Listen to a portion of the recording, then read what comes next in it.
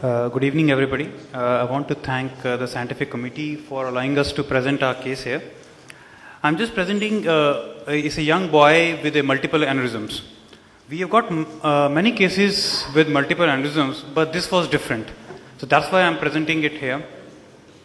And this also shows that with the advent and how the medicine has evolved in the last 15 years or 10 to 15 years, how can we save such young boys? He is a young boy. This is a picture, very recent picture we have taken. He presented to us 2 years back in an emergency with 3 days history of severe abdominal pain. He was severely pallid and there was a marked abdominal distension and he was in shock. We did an urgent CT scan. We rushed him to the CT room and we found this, and it's very clear that he has got some problem in the aorta here and there is a rupture of something here which we were not clear, but we thought it must be a splenic artery aneurysm. This was a sort of a clinical diagnosis, and the patient was rushed to an operation theatre and patient had a ruptured splenic artery aneurysm. So that's an aneurysm opened up and we ligated the splenic artery and the patient survived. Post-operatively, as expected, young boy having an aneurysm is very rare. We did a whole body CT scan and we were not surprised to find other aneurysms because we were expecting it. And so these were the aneurysms which we find. Left subclavian, 3 thoracic aortic aneurysms, celiac artery aneurysms, more right renal artery aneurysms, right iliac aneurysms. We got more. We got subclavian artery aneurysms on the right side, and we also found a ventricular aneurysm here, a small one. Now what to do? Should we treat all of them or should we treat one by one? And so we thought, and affordability is also an issue. So we thought we'll try to treat the aneurysms which are bigger and which are symptomatic. So we try to start getting the approvals for we thought that the celiac axis aneurysm we will treat endovascularly because an open surgery will be quite a lot. You will know why I'm saying this. And we thought let's repair the right iliac aneurysm because this was very obvious. So we could see a huge bulge in the right groin. And we treated it with an open surgical technique, just a PTFE straightforward graft. We replaced it. And this is then we thought we'll treat the celiac artery aneurysm. This is May 2007, so it's nearly 2.5 months. So you can see it's a huge aneurysm, so multiple aneurysms at the celiac axis level. And so we had an approach from the left brachial and from the bottom. The origin of the SMA was not very clear. We took various angles and we were not sure that the lower end of the stent we will not be covering the SMA. And we purposefully didn't coil these multiple aneurysms because it would have required a huge amount of coiling there. And we did an SMA selective cannulation, and on a lateral approach we placed an endovascular stent. One thing to note out here, there was an endoleak there, and I don't know what I thought, let's wait for this endoleak. I thought sometimes all these small endoleaks they seal up on the follow-up CT scans, and if they don't seal up, then we'll do some interventions, maybe CT guided. We did a check CT scan 3 weeks later. The endoleak was very, very small, as you can see, as compared to the previous one. But to our surprise, when just 4 weeks later, we saw the CT. The 4 aneurysms which were here, the left subclavian and all the 3 subclavian, they had reduced by 50% in size spontaneously, and which was very interesting for us to note. And then 2 months later, another CT scan when we done, we found that one of the aneurysm has already disappeared. This is nearly 50-60%, and this is also disappearing. And we searched the literature. There is only one case published from the brain aneurysms which was spontaneously disappearing, which was described, and the others were infected aneurysms. We had done all the screening in this patient for rule out any infected aneurysms which were negative. Then we went on to treat right renal artery aneurysm before the right subclavian, because patient presented 2 weeks later to us with a right loin pain. The right renal artery aneurysm was treated with a stent, a covered stent graft, and while coming out we also took an angiogram of an aorta, and you can see the endo leak which was there before. It's not there. So in 2.5 months there was total disappearance of the endo leak, and we could not find any celiac artery aneurysm. We thought, let's discharge the patient now. He has already undergone a lot of surgeries, and we will electively admit him for right subclavian artery aneurysms in 2 to 3 weeks time, as soon as he get an approval and money for his repair. He got admitted. On the same evening of admission, while he was in the ward, he was asymptomatic. He ruptured his right subclavian, and he had a cardiac arrest at 1 o'clock in night in the ward, and we rushed him to an OT. We opened his chest, and that's his ruptured subclavian, and that's the subclavian going into the arm. And we tied off the subclavian. He was very, very sick, and we didn't try to repair this this thing. And this was immediately post-op. This was the trapdoor incision we gave. And he recovered, luckily, from this also. He was a fighter, really, I'll tell you. And then on a follow-up, because we have nearly repaired all the aneurysms now, because all the 4 aneurysms which were there in the thoraces and the left subclavian, they disappeared. The right we have tied up, this right renal is settled, right iliac is sorted, and the celiac artery aneurysm is also stented. He did well for 1 year. We did MRI 6 months later. It was done from outside, that's why I couldn't present the films. But 1 year later, he presented in OPD with a small swelling in the right groin, where we have done the repair before. And, as a surgeon, I thought it must be an anastomotic aneurysm, definitely. So we did a CT scan, and we found it was an anastomotic aneurysm. And I told him, it was Friday or Saturday something, I told him, get admitted as soon as possible. So within 2 days, he comes to the OPD with that it has increased more than double. I said, we took him for an urgent surgery on the same day, and we repaired it again. Now we had some fair idea that we have just repaired 1 year back. Normally you don't get aneurysms so fast. So we thought there is something, a lot of things are wrong in this guy. So this time we applied the glue on the top and the bottom also. The first time I didn't apply any glues. And this was the CT scan which was done. This was December 2008. And you can see this is the previous aortic stent, no thoracic aortic aneurysms, no subclavian aneurysms.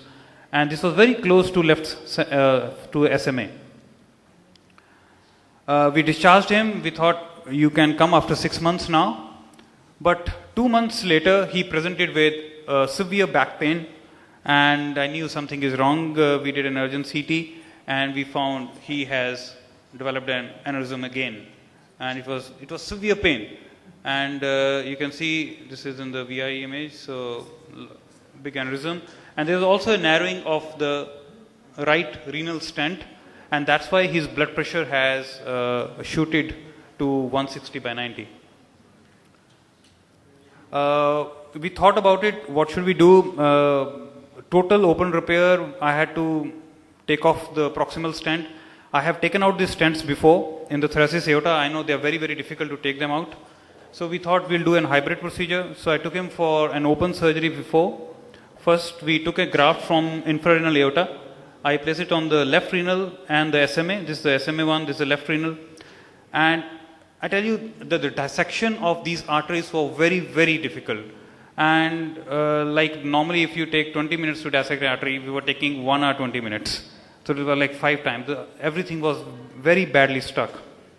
It was also a redo surgery because patient already had a ruptured splenic artery aneurysm in this area. We did a graft. This was the post-operative CT scan, and we didn't do the endovascular in the same sitting because of financial constraint. There was no money available, and so we waited for 2 weeks. He continued to be in the hospital with pain, and I was afraid that he can rupture any day, and I really didn't have a choice. So then we finally opened the left groin and placed this stent, and so there was no endo leak. This is the stent, and he has been discharged home. Now, this is very recent, so this is like 4 weeks back. So patient has been discharged home. I don't know what other problems he's going to come up with. Sorry. Okay, sorry. My time is over. So the questions are, what is this disease process? Is it justified to use so many resources? And up to how much time we will be able to save him? I feel there are a lot of things to answer here. He's the only boy of the family. He's from Leh. And once you see the father and the kid, it's very difficult to allow him to die. The disease process, I have worked out everything on him, whatever we can in our Chandigarh. We have also taken the help from PGI. We have done the blood cultures, infected causes we are ruled out. It is not inflammatory, so we are ruled out Takayasu, not Kawasaki disease. And I'm just narrating what are the causes for multiple aneurysms. PAN, we can't find it out. And Moyamoya, we haven't worked out. We haven't. And we have Ehlers-Danlos. We couldn't do the cultures of the fibroblasts, skin cultures. But I have seen like 5-6 patients of Ehlers-Danlos. I don't think that's the case. Then we have searched the literature. There have been around 12 cases which have been reported of an idiopathic multiple aneurysms in a young boy. We have taken the biopsies 3-4 times whenever we have opened him up, and all the biopsies has been negative except a small amount of medial fibrosis which has been mentioned. It also emphasizes this case studies that in patients where the arteries are weak because of some reasons, elastin, collagen problems, this guy develops an aneurysm at some point. But wherever we are doing the suturing and open surgery, he develops an aneurysm. Wherever we have put an endovascular stent, because up to last year there were some queries that should we put in an endovascular stent in patients like Ehlers-Danlos, Marfan syndrome, all these patients, should we put in endovascular stents or not? Because we were all afraid that wherever we are going to put in the stents, because of the high radial pressure, patients will develop an aneurysm. So this case depicts that, and then I will stop here.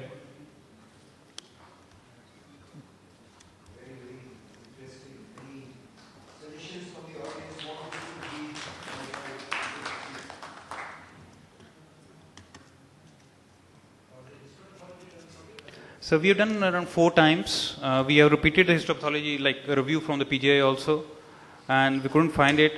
And we have searched the literature, like I've been searching every 2-3 months, anything new comes up.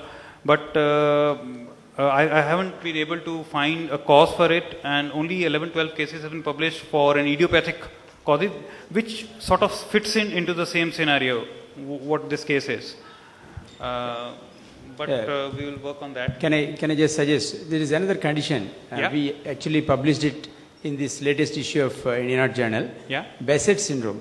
Let me just complete. Okay, fine. It's a very unusual condition. It's not all of them develop aneurysms, but one condition you should look for is that there is a skin test for it. There is an international book of vascular surgery. 13 book chapter is written by me on Behçet's disease. Okay.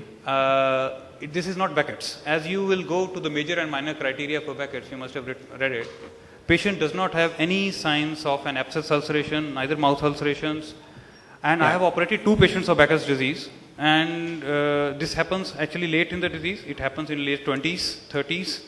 And normally he fits into this age group. The patient we had was exactly almost similar.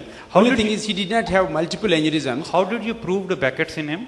There is a skin test called Pathergy test. Yeah. There's really not. It's actually a conglomeration of multiple findings rather than. You did not mention it, so I thought I'll just ask you.